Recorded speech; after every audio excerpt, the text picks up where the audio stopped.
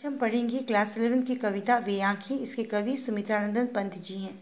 यहाँ पर कवि ने एक किसान की आंखों के बदलते हुए भाव का वर्णन किया है कि गरीबी और कष्ट के कारण उसकी आंखों में जो अंधकार और निराशा के भाव हैं और किस तरह परिस्थिति के अनुसार उसकी आंखों के भाव जो हैं वो बदलते रहते हैं। आइए आगे कविता पढ़ते हैं। अंधकार की गुफा सरीखी उन आँखों से डरता है मन, भरा दूर तक उसमें दारुण दैन्य दुख का नीरव रोदन। गुफा सरीखी समान, अंधेरी गुफा की समान कवि को किसान की आंखें लगती हैं, जैसे कोई अंधेरी गुफा हो।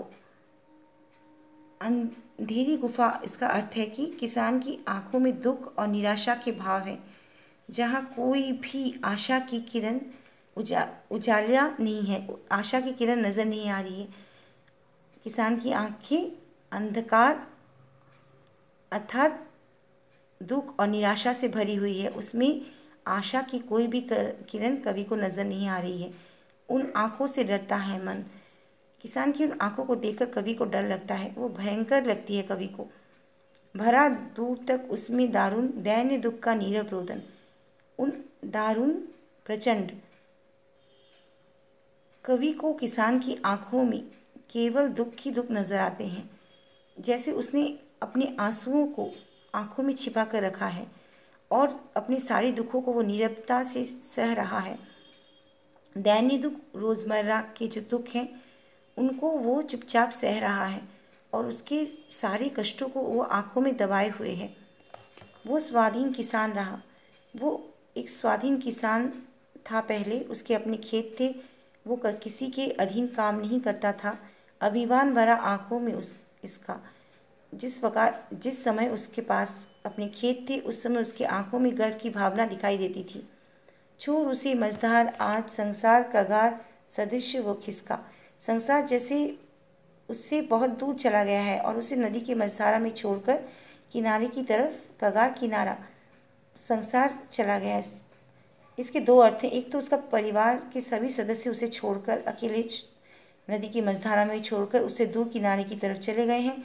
दूसरा इसका अर्थ है कि समाज के सभी लोग उसे अकेला छोड़कर सभी समस्याओं से लड़ने के लिए अकेला छोड़कर सब उसे दूर चले गए हैं।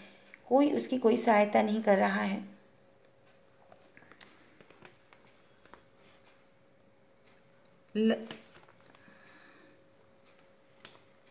लहराते हुए खेत दृगों में हुआ बेदखल वो, अब जिनसे हंसती थी उसके जीवन की हरियाली जिनके त्रिन त्रिन में। एक समय जब उसके पास खेत थे तो उन खेतों की फसलों को लहराते देख उसकी आंखों में एक प्रसन्नता के भाव झलकते थे, जो अब उसकी आंखों में नहीं दिखते हैं। खेतों की हरियाली को देखकर वो बहुत खुश हुआ करता था, लेकिन वो खुशी भी अब उसके पास नहीं है। आँखों ही में घुमा करता वो उसकी आँखों का तारा कवि ने उसके बेटे को कहा है, जिसे वो अत्यंत प्रेम करता था और बेटे के प्रति प्रेम की भाव उसकी आँखों में साफ झलकती थी। कारकुनों की लाठी से जो गया जवानी में ही मारा। अब उसके जीवन के एक बहुत ही बड़े दुख का कवि ने वर्णन किया है कि जो उससे अत्यंत प्रिय था, उसका बेटा, वो महाजन से कर्जा लेता है किसान खेती करने के लिए, तो वो कर्ज को चुका नहीं पाता है। तो जो महाजन होते हैं वो अपने लठेलों को उसके घर भेजते हैं और वे लठेल जो होते हैं उसके बेटे को बहुत ही बेदर्दी से मारते हैं और इतना मारते हैं कि उसके बेटे की मौत हो जाती है।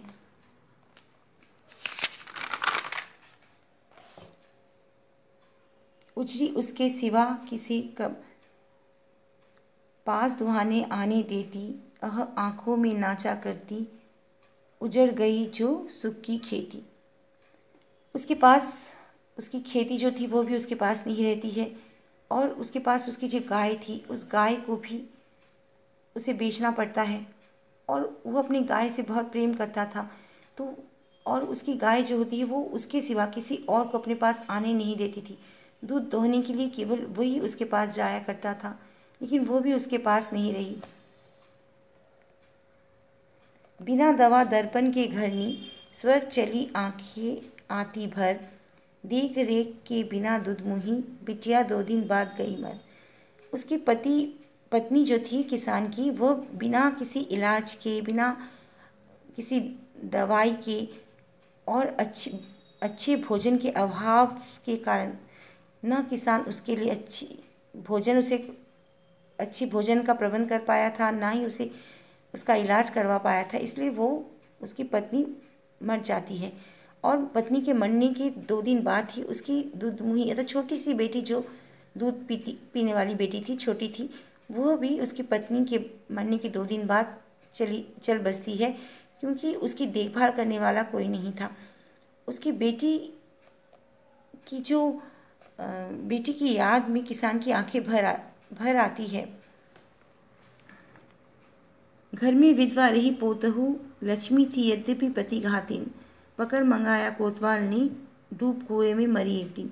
अब उसके घर में केवल उसकी पुत्रवधू बेटे की पत्नी थी, वही जीवित थी। वो उसे अपनी बेटे की पत्नी को लक्ष्मी के समान मानता था, लेकिन पति की मौत के बाद सभी उस पर उसे कहते थे कि उसकी वजह से उसके पति की मौत हुई है, उसी ने अपने पति को मार डाला है। ऐसे उस पर ताने देने लगे सभी। और फिर क्या होता है, एक तो पहले से दुखी थी, एक दिन कोतवाल उसे अपने लोगों को भेजकर उसे अपने पास बुलवाता है, तो उसका इतना अपमान होता है कि वो इस कलंक से बचने के लिए कुएं में कूदकर अपनी जान देती है। तो इस प्रकार एक एक करके सारे सदस्य उसे दूर चले जाने लगते हैं। खैर पैर की जूती जोड़ूं न सही एक दूसरी आती, पर जवान लड़के की सुध कर सांप लौटते फटती छाती। किसान कहता है कि उसकी पत्नी की मौत तो हो गई है, लेकिन पत्नी को किसान पैरों की जूती कहता है। जो एक फट गई है तो उसकी जगह नई जूती वो खरीद सकता है। उसी प्रकार एक पत्नी की मौत हो गई है तो क्या है, वो दूसरा विवाह कर सकता है। पत्नी उसके लिए अधिक महत्व नहीं रखती है, लेकिन उसको अपनी जवान बेटी की जो मौत थी वो उसे सहन नहीं कर पाता है। उसे ऐसा लगता है जैसे उसकी छाती तकलीफ से, कष्ट से फटी जा रही और उसके कलेजे में सांप लौट रहे हैं।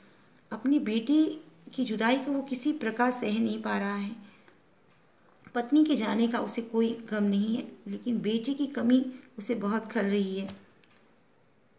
पिछले सुख की स्मृति आंखों में, उसके जब पिछले सुख की अर्थात पहले जब वो बहुत सुखी था, उसके परिवार के सदस्य जीवित थे, उसके पास खेत थे, गाय थी, बैल थी, उस समय वो बहुत सुखी था। वो स्मृतियों को जब याद करता है तो उसकी आंखों में एक चमक दिखाई देती है, लेकिन एक ही क्षण में जब वो वास्तव से फिर अवगत होता है कि अभी उसके पास कोई नहीं है, तो शून्य में गड़ चितवन उसके हृदय में ऐसा था जैसे सदृश्य समान, ऐसे लगता है जैसे किसी ने तीखी नोक को चुभा दिया है उसके हृदय में। उसे बहुत दुख होता है।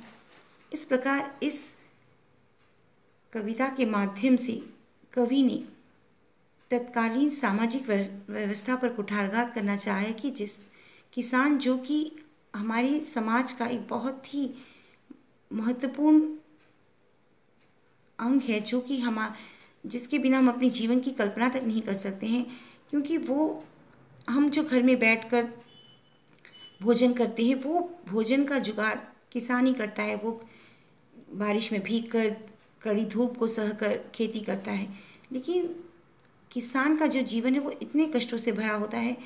उसके समाज का कोई भी, संसार में कोई भी उसकी कोई सहायता नहीं करता है। वो अकेला ही सारी समस्याओं से लड़ता है। इसी प्रकार किसान के जीवन की दुख का वर्णन कवि ने इस कविता में किया है। धन्यवाद।